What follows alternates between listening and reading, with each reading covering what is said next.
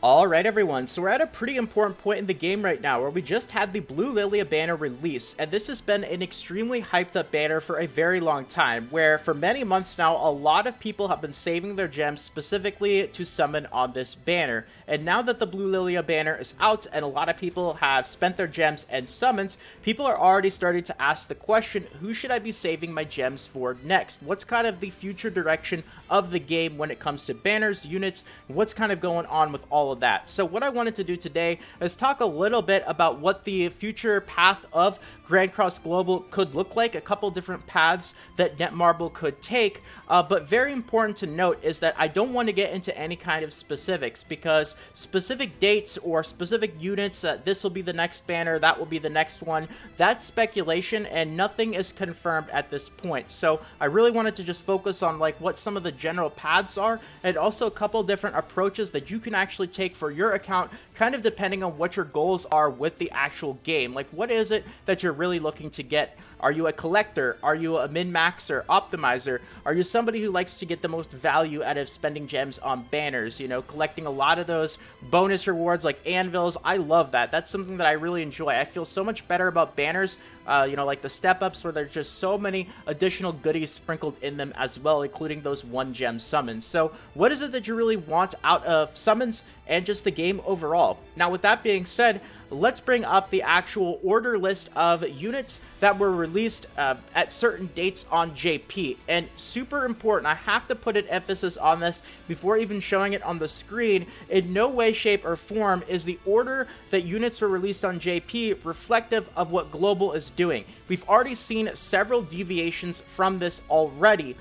So, you know, it's kind of like a very rough guideline, like a you know, very rough path. But, you know, emphasis on very rough. And that's why I also say be careful when it comes to watching videos from people where they're going to give you exact dates or exact banners and units, because, you know, nothing is really confirmed as of right now. But we could still get a reasonably good idea of the, you know, future of kind of what we're looking forward to. So here's the large image right here. Of course, this might be a little bit difficult to actually see. So what I wanted to do is show you guys a much more zoomed in version here and kind of go through and, you know, obviously take a look at the things that we've already actually gotten in game here. You know, some of the really big hype units. So starting off here, of course, you know, we had the starting we had Merlin come out early, but it wasn't, of course, Green Merlin. I think it was actually Blue Merlin that came out early. A lot of the starting characters actually were included in the original banner of the game as well.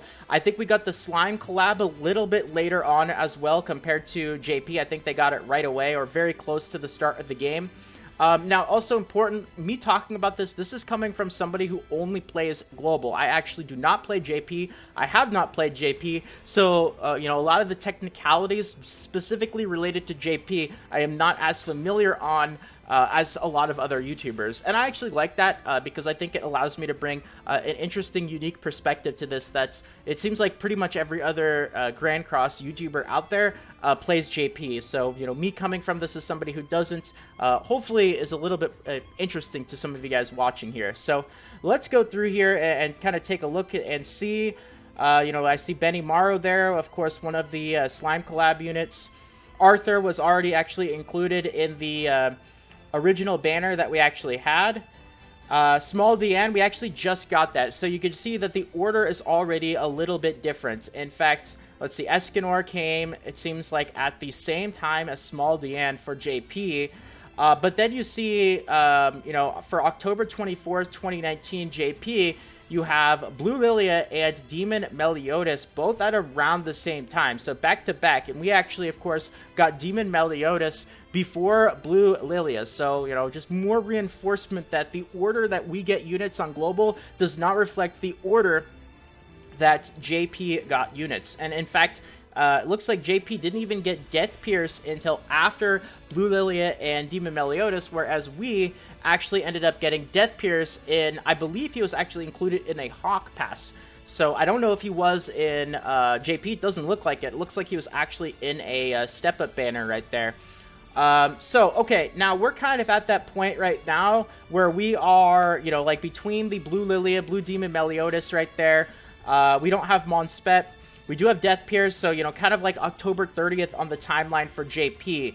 And, from what I've heard from a lot of people in, my Discord, a couple of other Discords, other YouTubers, is that after the Blue Lilia banner, at least on JP, there was kind of like a bit of a dry spell where there weren't, there's still obviously new units coming out, but there were not a lot of extremely desirable units, at least in comparison to some of the extremely powerful units that we've just had released, like Blue Lilia. I mean, when you compare Blue Lilia and how useful she is in many different situations to some of the upcoming units, that's kind of what a lot of people are talking about. Now, I think that Global could actually take a different approach here because the game has been on such a big uptrend. It is so popular. Global has just absolutely exploded. I think it would be very unwise for Netmarble to go, a month, 2 months plus without an extremely desirable unit coming out sometime in that period.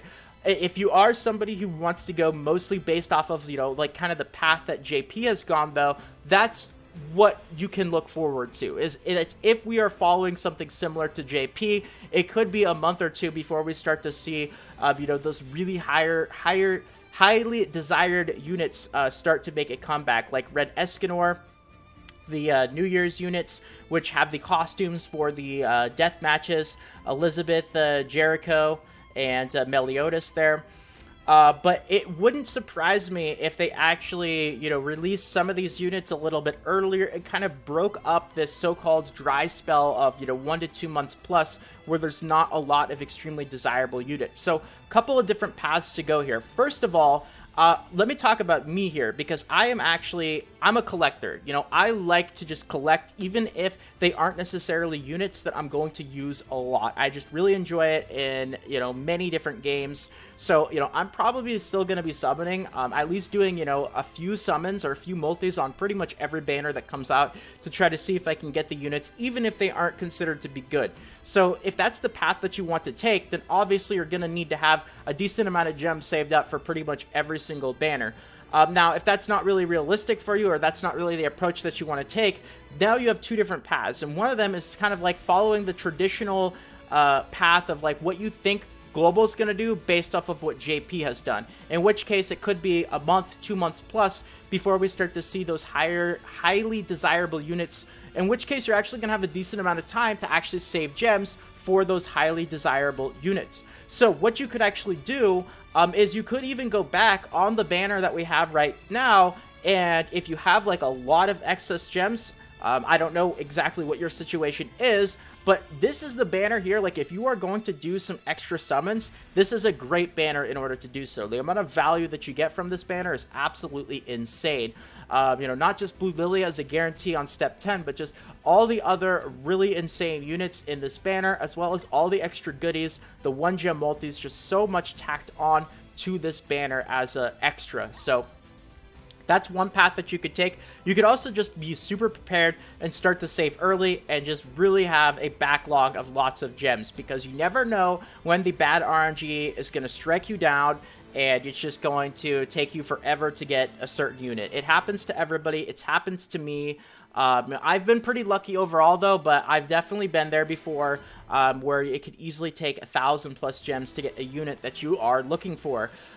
So if that's the case, and you think that it's going to be a month or two before we start to see some of those really highly desirable units, I don't know why I have trouble saying that, highly desirable units like Red Escanor come to the game, you could really start to save early and be super prepared for that. So now, me personally, I think that Netmarble is really going to at least try to capitalize on the insane success of the game, while also, of course, trying to keep it as player-friendly as possible, but I don't think it would be the proper business move for them to wait, many, many months for them to release an extremely highly desirable unit. It might be what a lot of people want, because, like, everybody's spending gems right now. There's a lot of really good costumes that are actually out right now as well. So this would also be an opportunity, like, if you do have a backlog of gems saved up, and you've already done all the summons that you want to do on the Blue Lilia banner, I would say, like, this is a decent opportunity, especially considering that we got a huge quality of life feature